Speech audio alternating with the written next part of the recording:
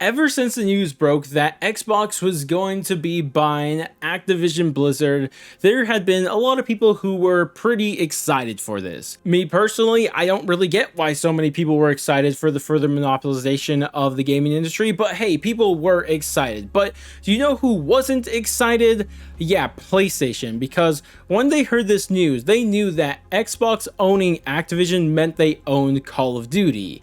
And everybody knows the weight Call of Duty has in the gaming industry. It's rather the most popular game or right there behind it every single year.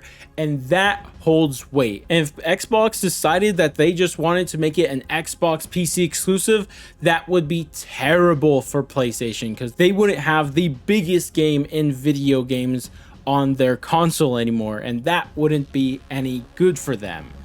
And because of all this, PlayStation started going to the governments of the world and also Xbox themselves to try to make out a deal that Call of Duty would stay on PlayStation. And we've been hearing a couple things about the negotiations that had been happening, mainly from Xbox and Phil Spencer, and they made it sound like it was all going great. Oh my gosh, such a great time, having great conversations with PlayStation and all that, and it sounded like, oh, everything's going to work out. But then today, PlayStation CEO came out and just said, no, that's not how it's been. The deal we've been offered by Xbox has been inadequate, which is completely different from what Xbox has been telling, which makes sense, I guess. But what exactly is this deal that Xbox was offering? Because believe it or not, PlayStation just went and leaked it, and they told us what it was. Because they said what Xbox was offering them was that after the current deal with Activision PlayStation is up, they'll give them 3 more years that they will guarantee that Call of Duty will be on PlayStation. And you may be a little curious, well, when is that exactly? Well, the current deal with PlayStation Call of Duty is all the way up till 2024, and all we have to do is add those 3 years that I mentioned to see how long it's guaranteed to be on PlayStation, which would be 2027. So they guaranteed that Call of Duty would be on PlayStation till 2027, which is 5 whole years. That's a decent amount of time, but PlayStation still doesn't like that because when those 5 years are up, there's no guarantee for them that Call of Duty will stay on PlayStation, which they don't like in the slightest. And this is where we currently are with at least where we know the negotiations are currently at. But where does that kind of leave us in all of this? You know, the people who actually play the games. Well, it leads us with one of two situations. It leads us where PlayStation and Xbox continue to just sign more and more deals, keeping Call of Duty on both consoles, or it leaves us in a situation where after the end of a current deal, Xbox will go and make the game exclusive for Xbox. And honestly, I just don't see Xbox making Call of Duty a Xbox exclusive game, and there's multiple reasons for that. I mean, we could just talk about how much it would hurt Call of Duty as a game if they did that, because right now Call of Duty is like a juggernaut in the gaming industry, right? And one of the main reasons for that is because it's available to PlayStation, Xbox, and PC players. That's no exclusivity at all. Everybody could buy the game. They could make money off of all the tens of millions of PlayStation players, all the tens of millions of Xbox players, and all the millions of PC players, and not only in sales of the games but also microtransactions. And if they ended up cutting PlayStation out of this and making it an exclusive, they're missing out on all of the millions and potentially even billions of dollars they would be making off of PlayStation players. Like, that just doesn't seem to make that much sense. I know some people may argue that, well, maybe it'll hurt Call of Duty in the short term, but the big plan here is to just kill off their competition, kill off PlayStation, and become a monopoly.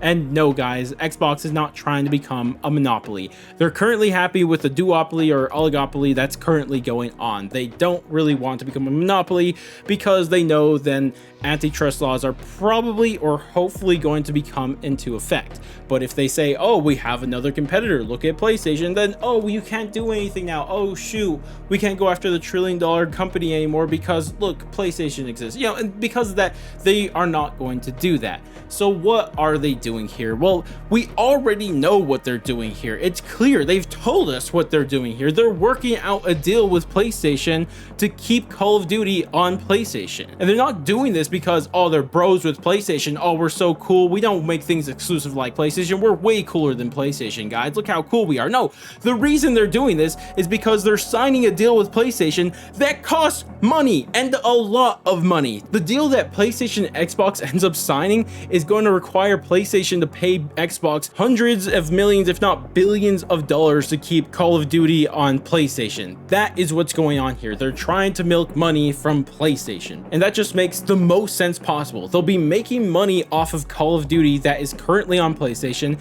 because they'll be making money off of the millions of PlayStation players, and on top of that, they'll be making money off of PlayStation themselves by signing this deal. And I know some people may question, then why don't they just sign a really long deal or something like that? Why is the deal they offered now only 3 years? Well, the reason why is because they want to renegotiate the deal every 3 years to charge PlayStation more and more, because that's what Call of Duty already had been doing for years and years. Like back with Xbox 360, PS4, and a little bit even now, they would negotiate with PlayStation or Xbox based on what year we're looking back to, and they would charge these companies for the exclusivity, and it'd just be a situation like that, except instead of exclusivity, they're just paying to keep the game on PlayStation. And to me, that's what's obviously going on here, because that's what these negotiations are. And that's why I think it is really more than obvious to me that Call of Duty is not going to be coming an exclusive anytime soon for Xbox. Sure, they'll do stuff to make Xbox the best place to play Call of Duty by adding it to the Game Pass and stuff like that, but they're not going to be making it an exclusive. Regardless though, that brings us to the end of this video. I'd love to hear your guys' thoughts on this situation. Do you guys agree or disagree with me in my thought process that Call of Duty will not become Xbox exclusive? I'd love to hear all of your thoughts and opinions down in the comment section below. Regardless though, that's going to wrap it up for me. If you guys did enjoy the video, definitely do all the normal YouTube stuff, like, subscribe, bell, share, and all that great stuff. But I'm going to go catch you guys next stream, video, or whatever the heck it may be, and laters guys.